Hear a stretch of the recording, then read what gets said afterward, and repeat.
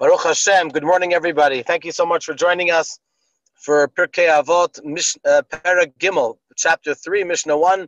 This will be the second lesson of Mishna 1. Thank you very much to Mordechai and Raya for broadcasting this year live, and also for uploading it to our YouTube channel, which is Baruch Hashem very close to 500 videos. Baruch Hashem, wow, that's a tremendous accomplishment. We started learning the beginning of Mishnah Aleph, the beginning of the first Mishnah, which discussed the three subjects that every person should look deeply into, and that will keep us away from doing a sin. The Eina Taba Lidei Avera. We started talking about the three things that you should look into, and you will not come to do an Avera. The first thing is that a person should remember where they come from. Number two, where the person is going. And number three, in front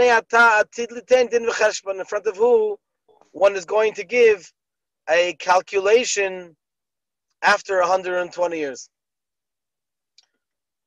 And so I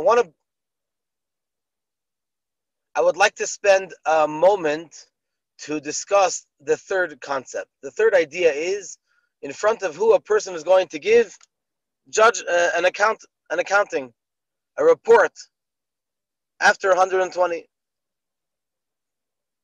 So what does it say? Lifnei mi'ata. If you look at the words, the text of the Mishnah, Lifnei mi'ata atid, in front of who you are going to, litain, to give, din v'cheshbon, a ruling and a calculation and a report.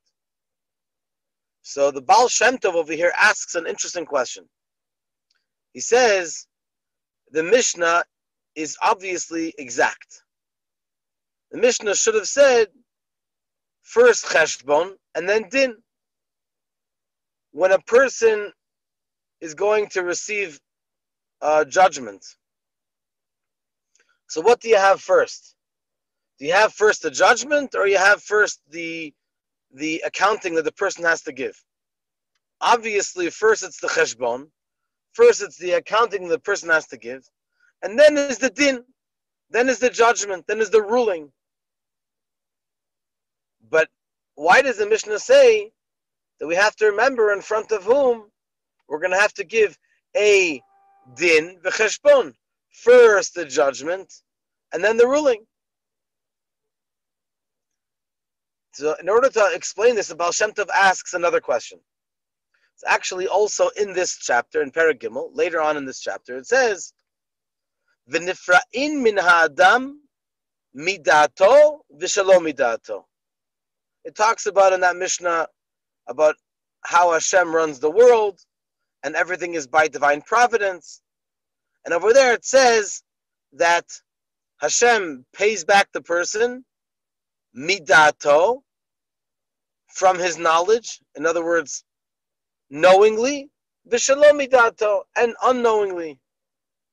So he says, what does it mean v'shalom midato? What does it mean that a person is paid, I guess, in the world to come, knowingly and not knowingly? And so he explains as follows. When a person's neshama goes on high, they call all of the angels. Every time someone does a mitzvah, a good angel is created. Every time, God forbid, someone violates a sin, transgresses a sin, violates a mitzvah, then bad angels are created. Now that's not enough. It's not enough to give the person the ruling. What do? They present in front of the neshama a report of someone's life. Someone doesn't have a name on the file. And they play the entire lifespan of this person. And they ask the neshama itself, the person himself, what do you think about this? Do you think the person should receive a reward, or the person should receive a punishment, God forbid, for each item which is questionable? And the person gives a ruling, not knowing that he's giving a ruling for himself. So that's what it means later on in this chapter of V'nifra'in min ha'adam, we pay back the person midato, knowingly, with his knowledge, and also v'shalom midato, and also not, and also without his knowledge. In other words, he himself gives the ruling for his own fate. According to this, the Baal Shem Tov explains our Mishnah. In front of whom we are going to give, first it says din, the ruling, the judgment, and then it says the cheshbon, the calculation, the report. Usually, first is a person presents their report, and then they receive the din, they receive the judgment. But over here we don't say that. Over here we say first there's a cheshbon, because as we said earlier from the later Mishnah, that a person is rewarded or punished midato v'shalom midato, with his knowledge and beyond his knowledge. In other words, first we give the person, we show him like a screening of someone's life. Then he does the din. He himself gives himself the din. He himself rules for himself what ruling there should be for his neshama after it left this world. And only then is there cheshbon. Only then we sit down with him and we show him, we explain to him. But firstly, he himself gave his own ruling. Then we'll show him the details of how it fits in with the law, with the ruling, and so on. So that's why it says in our Mishnah, first din, first judgment, and then cheshbon. But here comes the question. The question that the Rebbe asks is that, why is it so? Why do we give a person this opportunity to judge himself? It doesn't seem fair. He doesn't even know that he's judging himself. And why is it not enough that the angels that he created through his actions should give the ruling? After all, that seems pretty straightforward. If he did something good, then he gets a reward for it. If he did something not good, then he gets a punishment, unless he did tshuva and the bad angels are erased. So why is this interesting scenario where the person himself gives a din, gives a ruling for his actions, and only then he does the cheshbon? So the answer is as follows. Rabbi says something very interesting.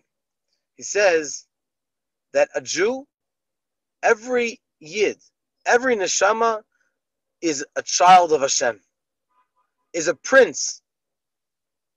Anything else in the world, including angels, don't come anywhere close to the greatness of a yid.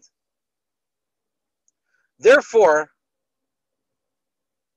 if only the angels would come along and say, oh, we think this should happen, or we think that should happen, do you think they really have an opinion? Do you think they really have the mandate to decide for a Jew what their fate should be?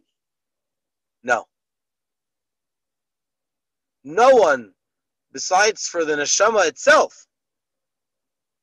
In other words, on the contrary, because the neshama is so holy and so special, therefore, we give them the zechut and the privilege to be able to decide what is their own fate. And therefore we say first din and then cheshbon, because first the individual gives to themselves the judgment, and then we go through the report. That's part one of today's class. Part two, I'd like to go through the second half of the Mishnah again, and just to give you an interesting perspective on it, because it seems very depressing. It seems very, very, very sad. And of course, the Mishnah wants to get the person to strongly consider not to do a sin. So usually by scaring the person and telling them, oy vavoy, look where you come from, look where you're going, look who in front of whom you're going to give a report and a judgment in front of Hashem himself. Like the Mishnah says, me'ayin bata, from where do you come? Mitipa srucha, from a smelly drop, as we said a couple of days ago, as we explained. Ul'ana ta'olech, and where are you going? L'mekom afarim avitoliyat, to a place of earth which has worms and snakes. And in front of whom are you going to give the judgment? In front of Hashem, the King of all kings, the Holy One, blessed be He, the Ribbono Shel Olam, the Master of the universe. But just to put things in perspective, not to take away from the sincerity of the Mishnah, but just to give another perspective for each of the three items that we have to ponder before we do any kind of action. In Chassidus, it's explained that the semen, which comes as an outcome of the union between a husband and wife, comes from the highest place in the parent, which is from the mind. As the Alter Rebbe explains in the Tanya chapter 2, and you can look it up in our YouTube channel in the playlist of Tanya. Chapter 2, we have several classes, Baruch Hashem, on this chapter. And you will see an amazing interpretation into the whole subject of how great, how sublime, how holy, how pure the drop is, which it comes from the mind, which is the highest part of the individual. And therefore, this has the power to be able to create another human being, a child. And that child is going to, Be'ezrat Hashem, create other children from this drop, which became his mind, and so on and so forth. What does this mean in practical terms? It means that Am Yisroel, we are called B'ni B'chori Yisrael. Hashem says, you are my firstborn. Which means that if we are considered children of Hashem, symbolically speaking, and just like we said in the metaphor of a father, a parent, and a child, so too our neshamas come from the essence of Hashem, as it's called Chelek Elokam Imal Mamash, literally a part of Hashem, and therefore it is very, very holy and very special. Point number 2, Ul'ana ta'olech limkom afarim avitoliyah. It's almost like scary that it's in a certain sense it obviously is. And that's why hopefully the person will refrain from doing a sin, or a person can refrain from giving into their cravings of materialism, because what's most important? What the most important thing in the world is connection to Hashem, learning Torah, and the materialism of the world is secondary or less. So when it comes to when it comes to that a person should ponder where they're going to, so to speak. So it's important to remember that according to Chassidut, a place of afar, a place of earth, in addition to the literal meaning, of course, earth represents bittul, represents humility in a holy way. So for example, where it says in the end of the second to last Mishna of chapter 5 of Pirkei Avot, it says over there that a person can learn Chumash at the age of 4 and 5. A person can learn Baram Bat Mitzvah, Ben 13 Mitzvot, and so on and so forth. So over there it says Ben Mea, someone that reached the age of 100, Ki'ilu Met, it's as if he died, Ve'avaru Batel Min Ha'olam, and he's Batel, the literal meaning is that he's like away from the world. He's like he's not really connected to the world anymore, which at first glance doesn't seem very uplifting, to say the least. Doesn't seem very positive. But according to Chassidut, it means that a person at the age of 100 has reached a great level of bittul, total subservience and humility to Hashem, which is something which is praiseworthy, of course. So a person can be alive in this world and connected to Hashem, not only connected, but connected in the highest level of bittul, of being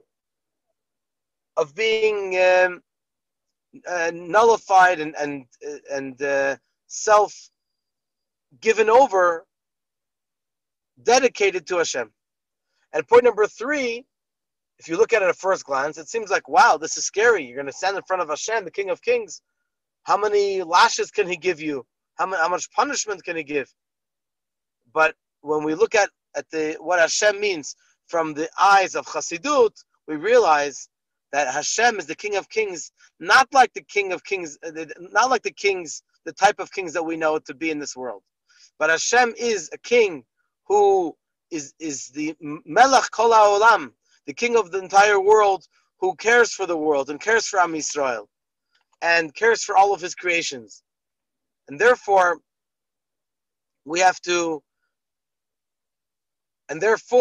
it should be a positive thing that a person should realize that after 120, or better yet, when Mashiach comes, hopefully this moment, we will be able to see HaKadosh Baruch Hu on the greatest level, of revelation in this world, and that is the greatest reward ever possible. Thank you very much for joining us. Bezrat Hashem, tomorrow we're going to start Mishna 2, and we look forward to seeing everybody this coming Tuesday night. A special lecture in person. Please come join us at Chabad of Rechavia with Tzvi Harry Moskoff. Is going to be talking about his book about where the Aron HaKodesh, the Holy Ark, is underneath the Har HaBayit, the Temple Mount, in honor of the 9 days of mourning of the Beit HaMikdash. All the best. Have a wonderful day. Toda Rabba to all of you.